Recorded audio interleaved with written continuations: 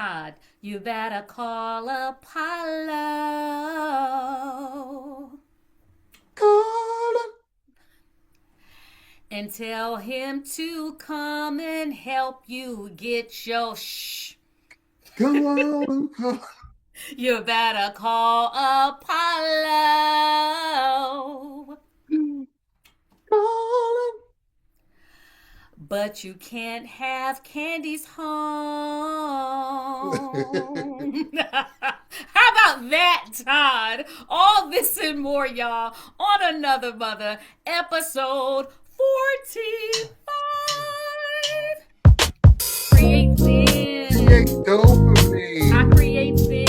create dopamine. Create sin. Create dopamine. I create I create sin. dopamine.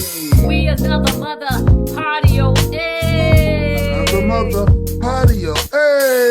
We Hey. Another Mother Poddio. Hey. Another mother patio. Here we Here go. we go. Here we go. The Mother Freaking Show. Get your coffee. Yep. Get your tea. Tea. Get your life.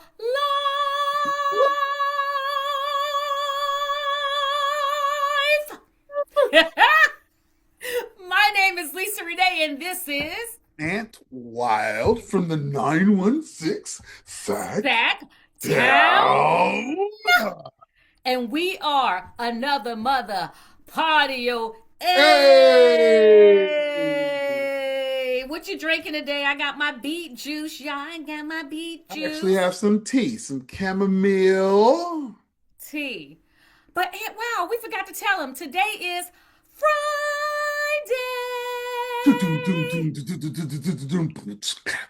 Hey, oh, hey, do the Friday dance. Hey, do the Friday dance. Hey, let me see you shake your shoulders. Come on. Do the Friday dance. Do the Friday dance. Hey! Boom, boom, boom. All right, guys, let's get into it.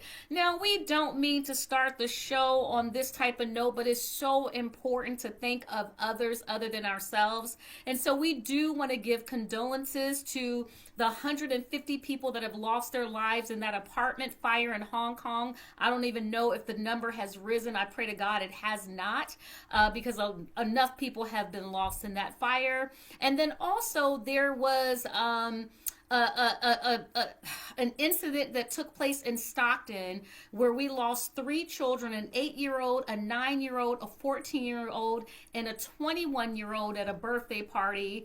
And then also, as you guys know, the National Guard, Sarah Beckstrom, we want her to rest in peace. And thankfully, the National Guard, Andrew Wolf, is recovering. But we just want to give our condolences, our prayers to these families who are, obviously grieving at this time. 1000%. Yeah, just senseless. Just the National Guard thing at a birthday party, just senseless. But yeah, That's ridiculous. exactly. So Aunt Weezy, what we got going on with sports? I saw that. Anyway, you go and talk about sports. How about that? That's your What were you gonna say? Because I'm probably not gonna be talking about anything that you well, the brought up. Commanders, it got so close. I The mean, we were who? like, No. Oh Lord. See, we I were wasn't even. right Oh there. We Lord. were Oh, right I'm not gonna even there. talk about them dang Commanders. You know they Commanders when they lose. They the Skins when they win. Oh my God. One thing that I can say, see, here's the thing. I was thinking about this when I was watching the game because I'm like, as Hmm. much as we don't really look good this year, because we haven't, there are 3 games that I can point to that we could have won. Like if they go another way, now we're sitting at 6-6. It's the dang Chicago game which started all this because we literally had the game in hand after not Right. playing well and had that game in hand and on the third and less than a yard, Jaden Daniels fumbles the ball. They get it and score. And now Chicago hasn't lost since. So Chicago hasn't lost since, and we ain't won since. How about Yeah. that? And we went into that game favored to let you know how quickly a season can turn. So that game we lost. Then we lost to the Dolphins. I mean, come on. And the Dolphins tried to give it to us, and we lost to them. So we win that game. And then this weekend against a very, very good Bronco team, we actually stopped them in the times that we needed to drive and score on that very taunted defense. They go for two, which I thought was the right call. Heck, you're 3-8. Go for two. We go for two, and the play was a good play. You know, Cliff be pissing me off sometimes. I'm talking about Cliff Kingsbury, the offensive coordinator. He is a very innovative offensive caller. That's why he has the status he has in football today, because of his innovation on the offensive side of the football. But I have been critical of his calls at times. However, I thought that was a good call, because as soon as Jeremy McNichols went into motion and went back into the backfield, he was either going to chip the block and leave it open for a route, maybe with Lauren, who just scored on Patrick Surtain, who can score on Patrick Surtain the second, and he scored on him, which was a big feat, because Pat they've been going back and forth all throughout the game, and Pat was kind of locking him up in a little bit. He was kind of locking him up, but Terry got loose a couple times also. So that was a very good elite on elite battle. So I figured maybe they would try that, but maybe they didn't want to try that well again. Maybe get some action to get some help over there, and then maybe think of a Zach Ertz kind of over the middle, because Zach Ertz is very good in that spot. Instead, where the focus was Jeremy McNichols coming out of the backfield, which was a great call. If the ball would have got to him, he would have walked into the end zone. The problem is the D lineman jumped up, as we all saw, he blocked it. Now, Mariota could either threw it higher, because he could have just threw it as high as he wanted to. Dude would have went and got it. Nobody really followed him. Or I thought, and it's easy to say, this is Monday Morning Quarterback, but as they replayed the play, when McNichols is going in motion, if he would have just chipped him a little bit, that would have knocked him off balance for him to continue on his route. But then if he does that, then maybe the linebacker or the safety who was back here maybe has a better chance of catching up, because he did take the time to chip him. So I get both sides, but that was the first thing that came to my mind. Like, he should have chipped him. Just gave him a little pop and then continued on his route one time. I feel like that would have been the answer. Mariota didn't get it high enough. We lose in the L column again. Our seventh in a row. Like I say, Chicago hasn't lost since then. We haven't won since then. How about that? Because we were absolutely favored in that game. So I'll let you know how that goes. And it's so funny that you say that. That goes to the conversation. So we always do a pre-brief before this call, and how something can go wrong, and from that point things just start to just have a trigger effect. So 1,000%. about that. Yeah. 1,000%. Literally just talked about that. Yeah, So absolutely. that happened. But briefly, also what I wanted to discuss is, so Max Kellerman, I don't know if that was earlier today or yesterday.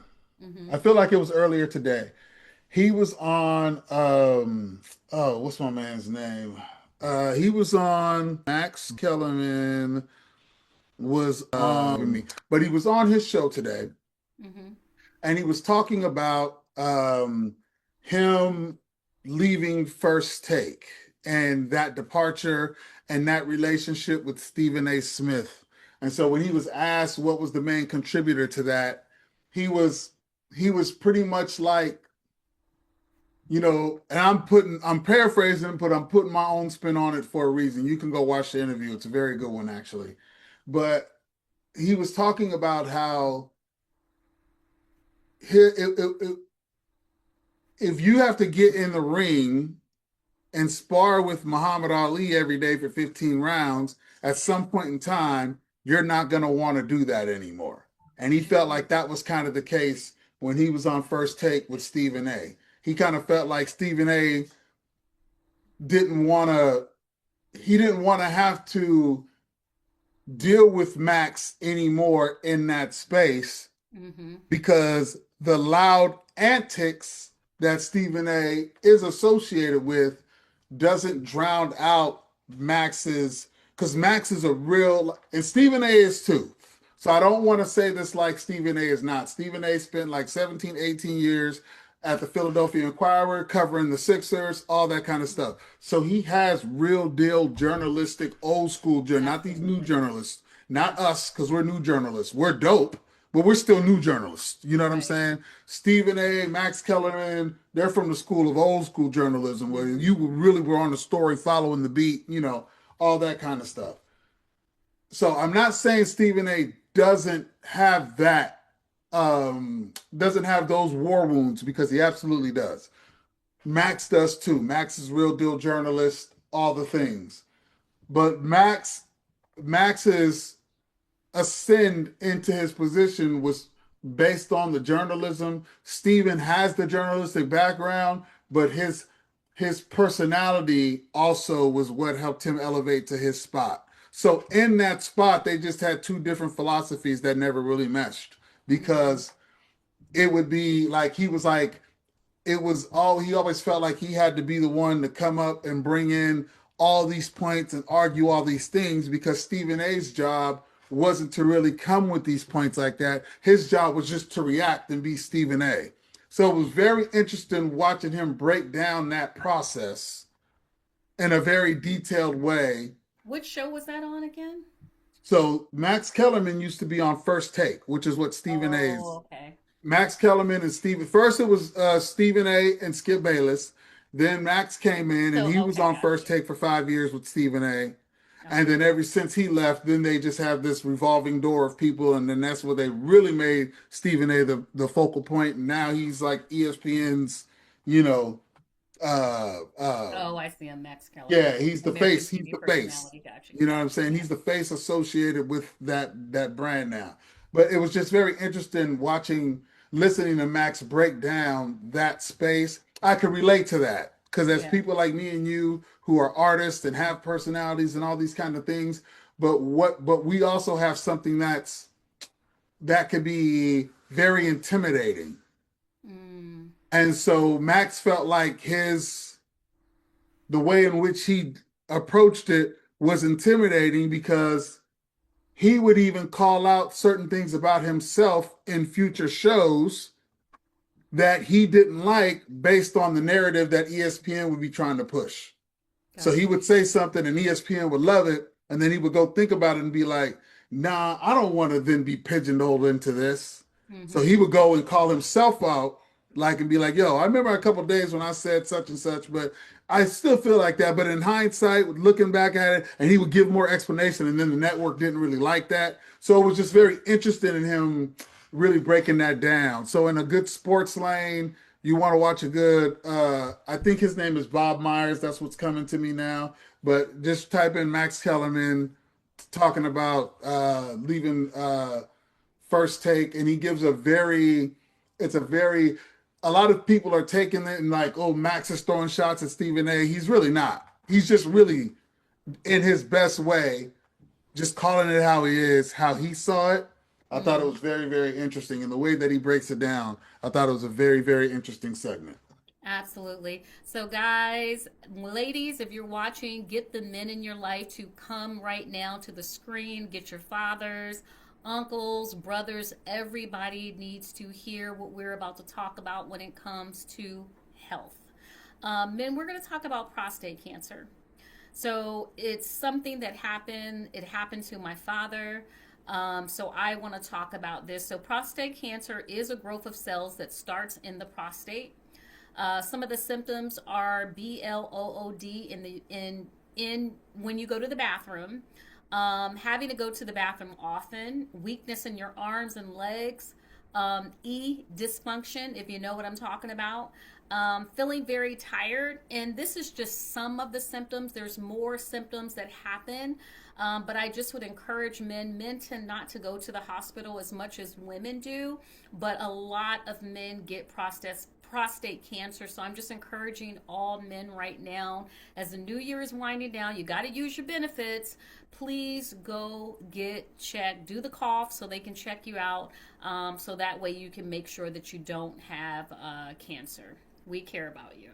Yeah, and I'm with you guys. It's about time for me to do. I haven't done my yearly checkup Mm-hmm. this year yet, and I need to have that and a couple other, just routine things done. So I'm raising my hand with you, especially men in general. This is for all men, because we all need to do a better job. So this is not eliminating any men, but especially the brother, because we just have more stuff that runs in our family that we need to be more wary of. Again, this is me talking with you. I'm thinking like, I gotta Please we're don't do so that. busy, but that can't be the excuse all the time. It's like you're gonna have to carve out some time. Mine is I don't really like a lot of change, and my whole structure has changed with my primary care because the network I was in left Southern California, and that just is kind of throwing me off. But that's no excuse. But that's my point. I just I need to go on and sit down and spend an hour going through and making calls and scheduling appointments so they can check me out, make sure we good. So we got to get checked, man. We have to get checked. Absolutely. And thank God, if you guys are wondering, my father is fine. He was able to get rid of the cancer, but it takes a toll. It really does. So definitely get your prostate checked. So we want to talk some good news really quick. We want to give a congratulations to Senator Cory Booker. He got married on November the 30th, which is my mom's birthday. Happy birthday, mom, Bernita. again. And he married Alexis Lewis after 2 months of announcing his engagement. We also want to give a big shout out to Meg Thee Stallion. She won her defamation case against Gramz for, the things she said about her. So, we had Tasha K. Now we got Gramz. So, we got to be careful what we share. That's why on this show we try to go positive. We know it's not always positive. We know it's not always popular, but we believe that popular will win in the end, and we're going to continue to go that way. So congratulations to both of those people winning. It's always good to hear people win. So guys, we want to get into some music news. I don't know if you guys saw Papoose short film Bars on Wheel. Unbelievable. And if you haven't heard it, he's really, really dropping some game on how the hip hop genre has changed and took some, some twists and turns. I thought it was eloquently done.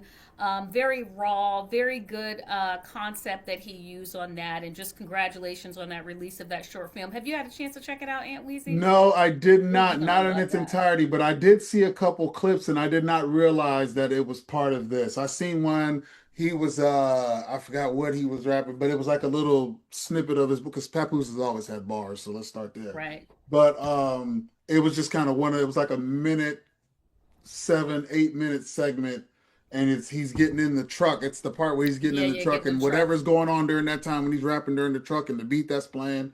You know me, I love that good hip hop shit. So it was smacking It's stuff. good. Sorry, It but was really good. It it, was it good. was He's good. doing a lot of But acting in this too. So yeah, yeah, yo, that's what I'm saying. It was I like that. Well, you know me, I like stuff. This is this kind of stuff this is the kind of stuff I'm writing to I want to get stuff produced like this. So yeah, it really the parts that I seen like a minute and a half, 2 minutes of it. I didn't realize it was part of a whole 11-minute thing. hmm But I did see that, and it was dope.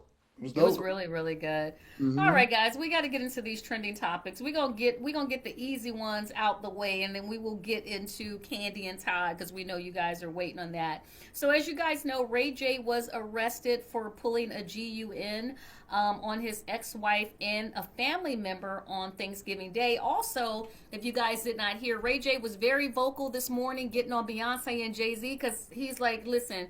Y'all have been at this concert several times, but y'all ain't took no picture with my sister, and I got a problem with that. Ray J is a mess. You hear me? But he got some people saying I kind of agree with him on that one. But anyway, as you guys know, Princess Love, she went live about the incident. And, when I looked at the video, I think there was a better way for them both to do things, especially when your child is around. I think that's when you just got to go on mute. But I also know that we're human, and when you're in that moment, we say things because we're hurt and stuff like that. And so, hopefully for the kids' sake, they can really work things out. I was obviously, like you guys know, at the Brandy and Monica tour. It was amazing.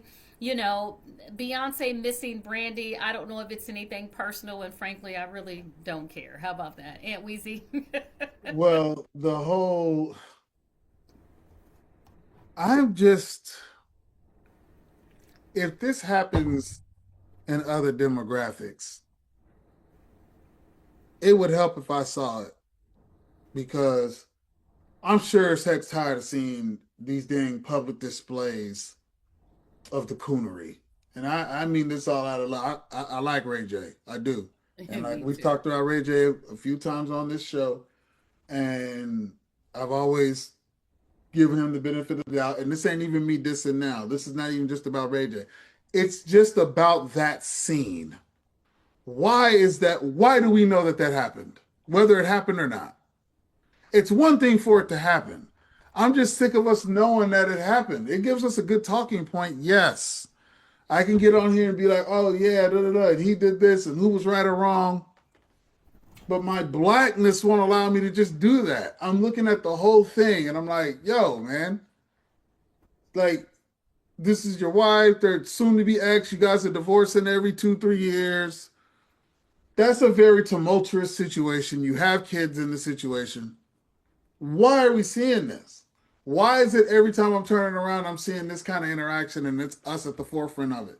Don't you know that that's the design right now? They're trying to highlight every bit of that because it is an absolute intentional goal for us to look a certain way. They need to be able to highlight these kinds of things so they can use it for their talking points for the bullcrap agenda, mind sweeping wise, that they're trying to use to get everybody to convert.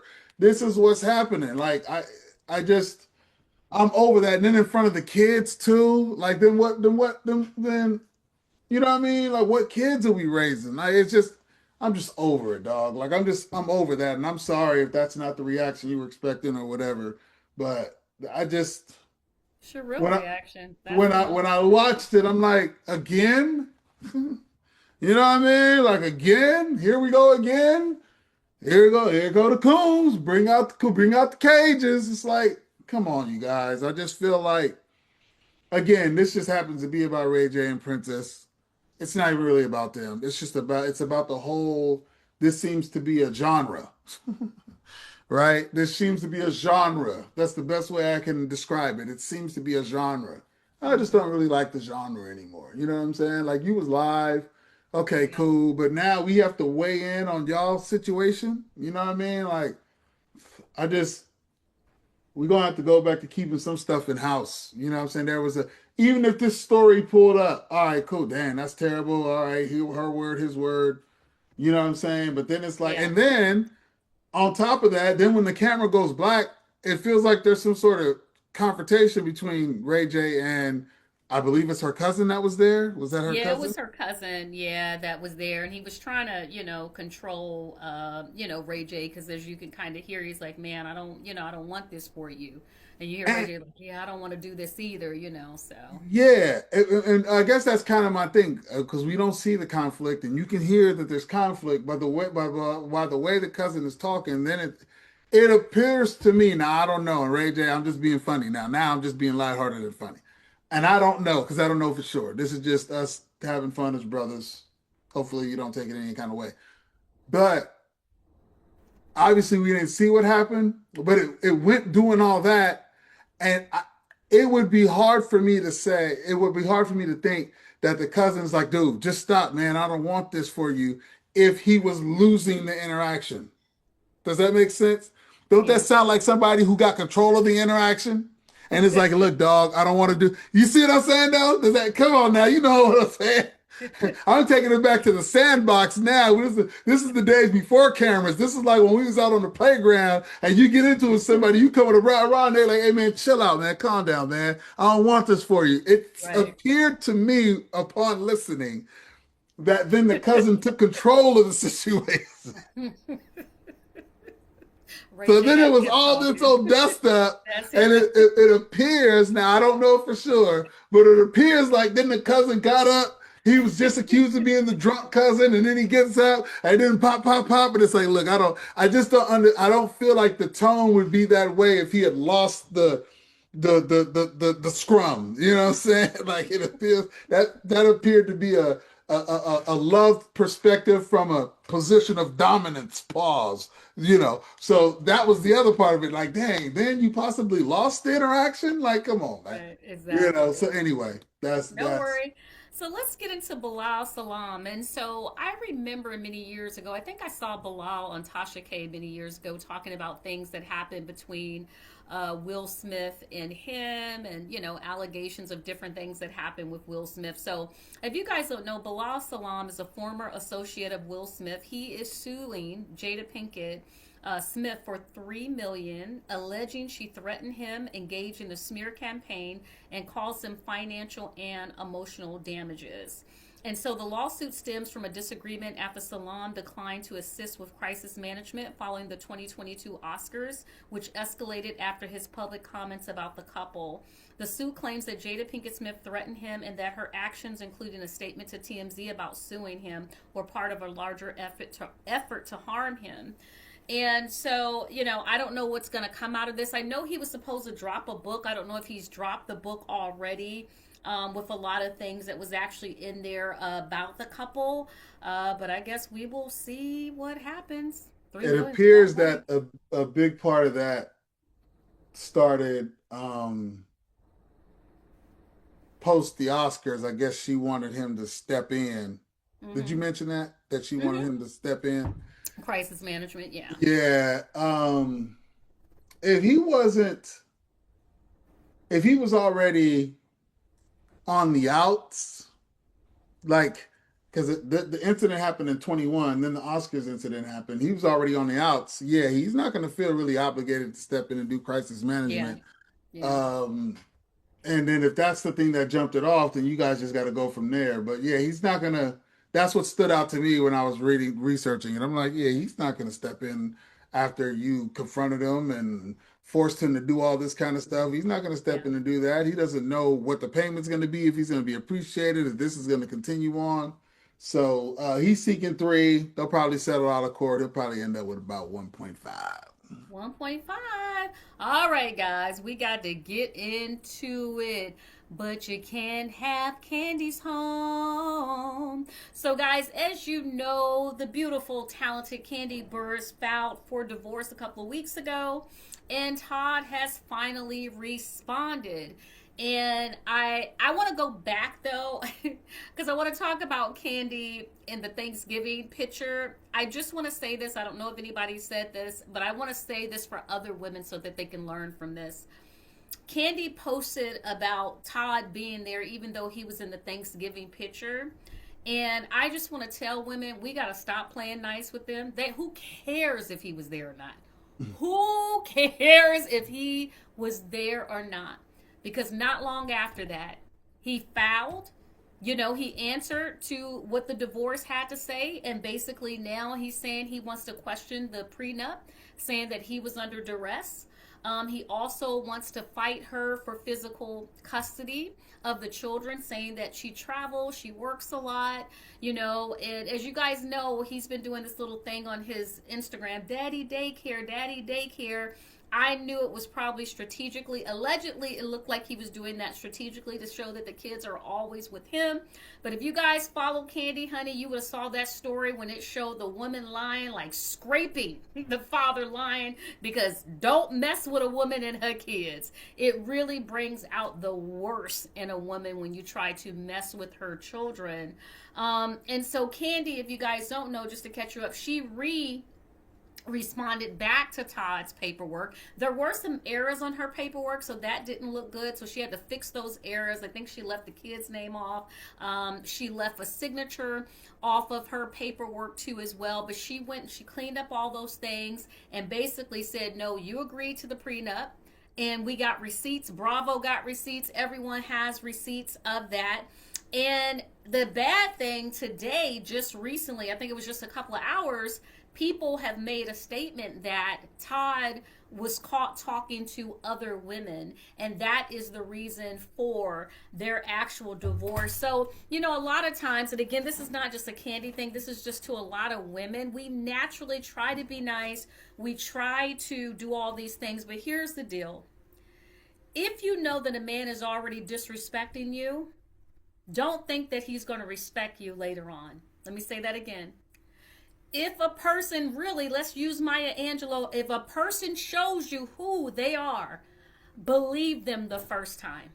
I'm not trusting anybody who has betrayed me, lied to me, and disrespected me. And too many women, listen to me, we all are guilty of it. Someone can absolutely do wrong to us, but we still be trying to do all these things to protect them or protect the image.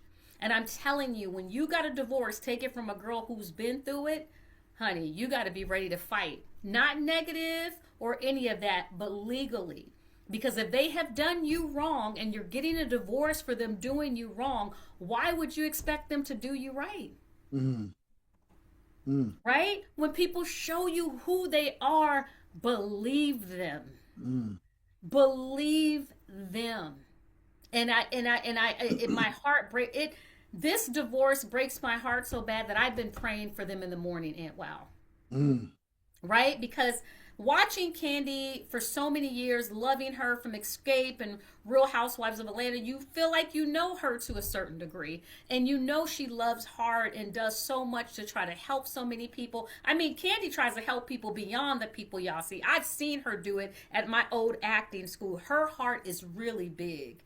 And my heart hurts for her because I know she was just trying to do the right thing. And I don't think she saw this coming. But she's wide awake now. Mm.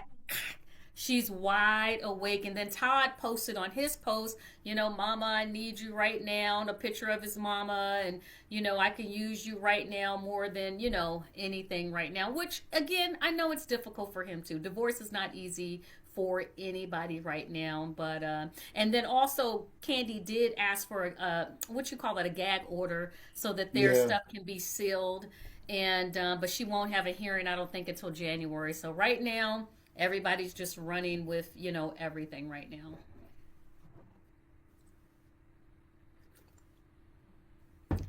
Yeah. Um,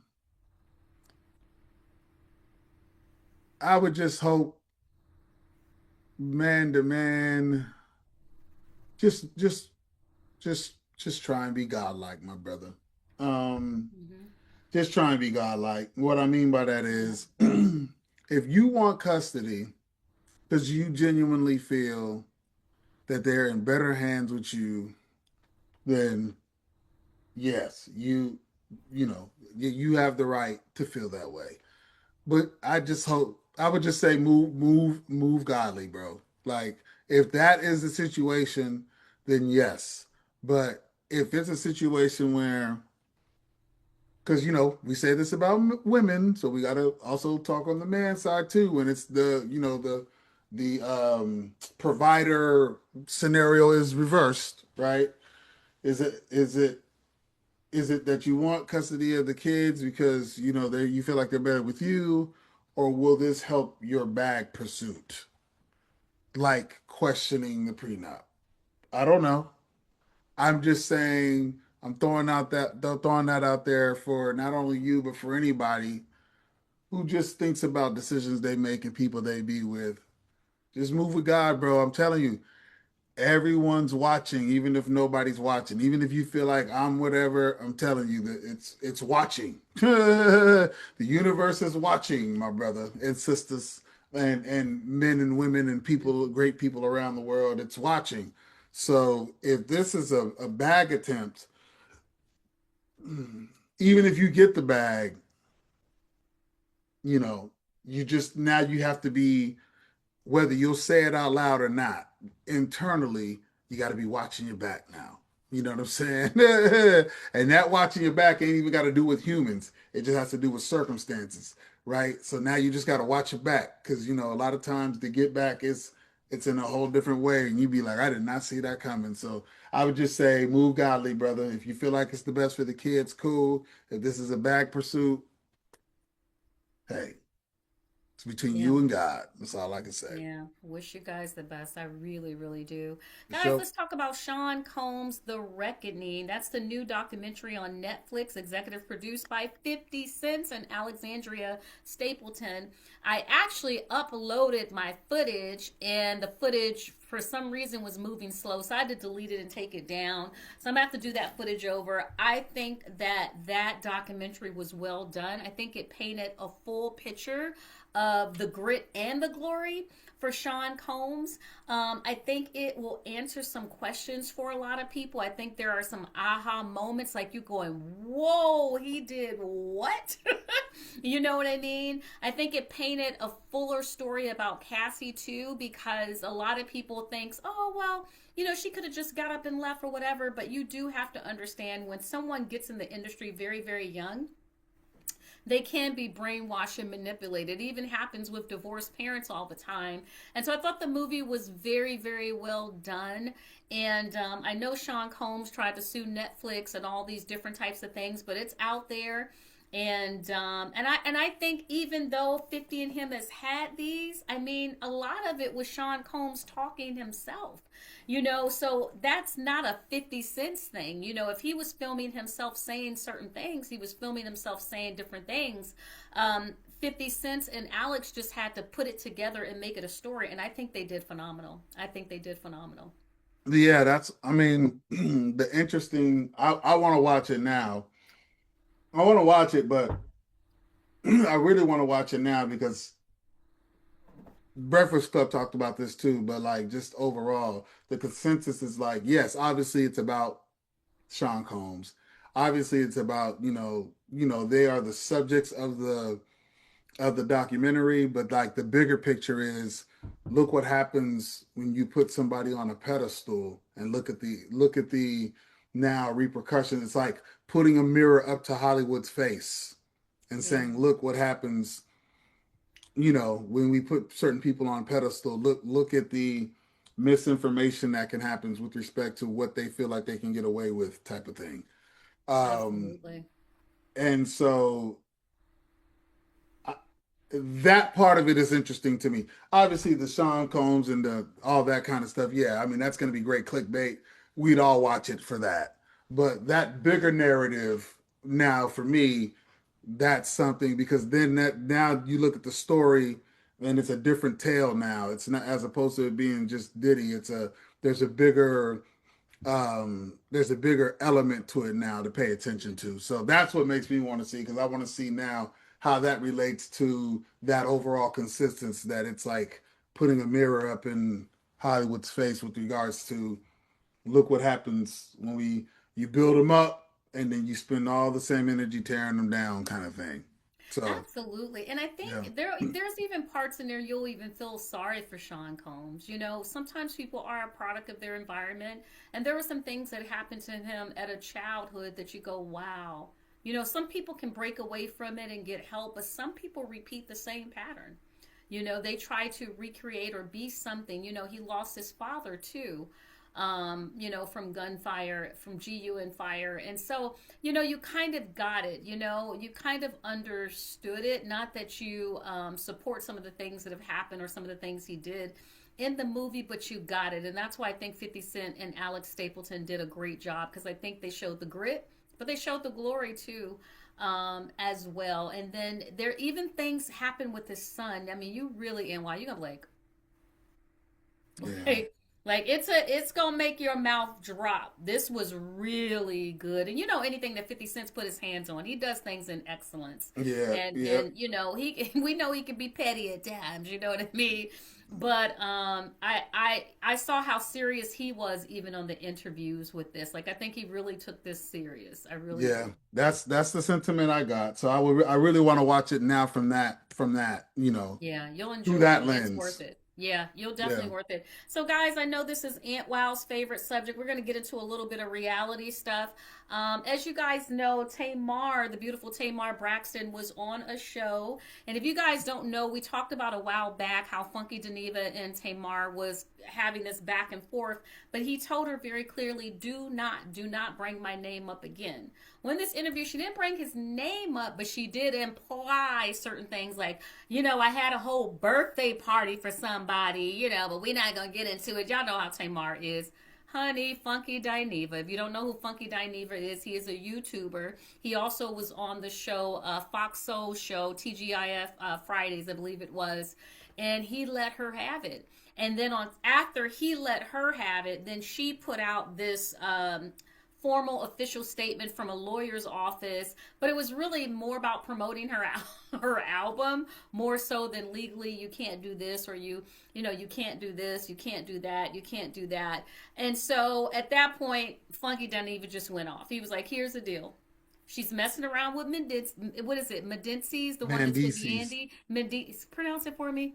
Mendices. Mendices, and you guys know Mendices was her co-star in her Heartbreak little short film, which was phenomenal. I mean, she did phenomenal. It was amazing. I love it. But I mean, I love Tamar too. The good, bad, and ugly, I love her. But you know, Funky went into saying that she was messing around with him, and you know, he thinks her teeth might have gotten broken for some things that might have happened when they went upstairs with, you know, Yandy's husband. I'll just say that allegedly. I don't know what happened. Nobody knows what happened. But I'm hoping Tamar just doesn't say anything else. Just say anything else. And I'll tell you why. Funky Dineva has disclosed, I think it was about a week ago or something, that he has prostate cancer. Yeah.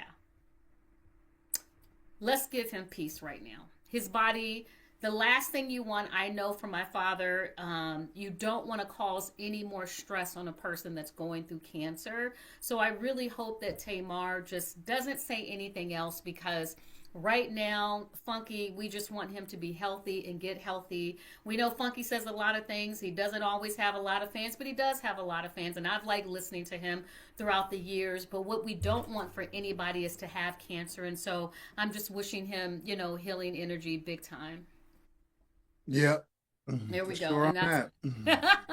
All right, guys, let's get into our inspirational quote for the week. So this is by one of my favorites. Awakening is not changing who you are, but discarding who you are not. Ooh, that's deep. Let me read that again. And that's by Deepak Chopra. Again, awakening is not changing who you are, but discarding who you are not. Deepak Chopra, that is deep. And wow, you want me to go first, or are you going to take it? No, you can go. Oh, yeah. That's deep. Oh, my God. Oh, That's my deep. God. I had a meeting that had happened one time, you guys, and it got really, really heated. And the reason why it got heated, because someone was trying to tell me who I was. And I'm very confident in who I am and where I stand. And after that meeting, guys, I even talked to Aunt Wow about it. My head was just heavy. It was so heavy because when you have to fight somebody with your identity, you know what I mean? I think at this age, I know exactly who Lisa Renee is and who's not. And everyone who knows me they will tell you, don't let the smooth smile fool you. She's very direct in who she is. Nicest person you can meet, but she does not fake the funk. As positive and as bubbly as she may sound and proper as she sounds, she knows exactly who she is. And so this thing, awakening, really being woke and understanding who you are, it is so important. All the things that people have tried to put on you, or sometimes you've tried to put on yourself, it's like someone told me this. I think his name, you know, that guy that's into science, Billy Clarkson. I think his name is Billy Clarkson, something like that. Billy, you talk Billy. You talking about the brother, or yeah, that brother who is Neil deGrasse smart. Tyson? No, it's like Billy. I think his name is like Billy Clarkson, but he's the one that kind of he talks about the Bible, how he feels like the Bible was remixed and stuff like that. But anyway, but he says that when these things happen to you, you almost gotta kind of imagine Billy Carson. That's it, Billy Carson. You have to imagine water rolling off of you, and whatever people say, you gotta imagine that rolling off of you. And so I actually had to use kind of that mental technique, because you are only truly awake when you are very clear in who you are. And it's important to not let anybody steer your boat in a way that they go, this is who you are. When you're like, no, that is not who I am. You know what I mean? You know what I mean? When someone tries to go, it's like, this is who I am. And there's different facets of me, and it shows up differently based on where I am. But you got to be very careful that you listen to the voice of you. Aunt Weezy, I'll give it over. Man, listen to the voice of you. And I know the quote. Just read it again one more time. It's deep. Yeah. Awakening is not changing who you are, but discarding who you are not. So, Jesus. Yeah, that is wow. That's one of the deep one. Yeesh. You know, we've all over the years, this term imposter syndrome has become a lot more popular. Yes. I know a lot of the greats have talked about it. Tony Robbins, Dean Graziosi, all the things. Bill, Jim Rohn, all the peoples. Depop, right? Mm-hmm. Mm-hmm. And that imposter syndrome, a big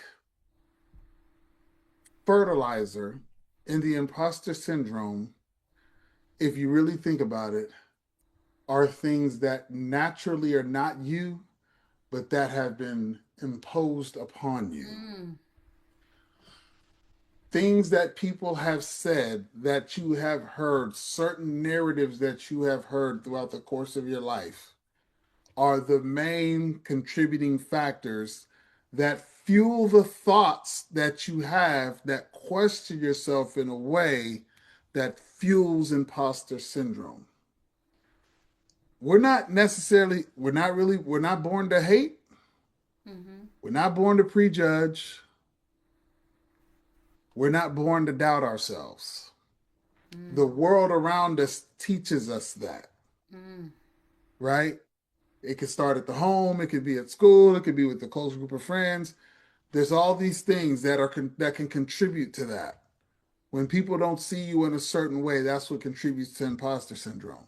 Mm-hmm. So then now when you try when people be like, man, I see, man, you look good. A lot of times when people say you look good, it's because of how clean your house is internally, how organized it is, how aligned with the truest version of yourself. Because the truest version of yourself is the most confident version of yourself, Mm-hmm. right? Imposter syndrome doesn't exist there, Yeah. right? Those parts of self doubt, question, like you said, you were in a meeting one time and then you left and you felt heavy. You know who you are, but that stuff has power. Yeah. Having to do that has power. You gonna try and tell me who I am, or you gonna try and infiltrate my space by imputing your thoughts on me. And like we said in our conversation, we had it talking about the situation, it's not like somebody's above feedback. If I don't feel like it's coming from a place of sincerity, now you're trying to burst my bubble. Whereas feedback from a place of love is only trying to increase the bubble. It's only trying to put more air in it, more momentum behind it, Mm-hmm. right? You see something you want to burst. And a lot of that kind of thing comes from exterior things, right? Imposter syndrome lives within us. They are our thoughts, but those thoughts are fueled from other things.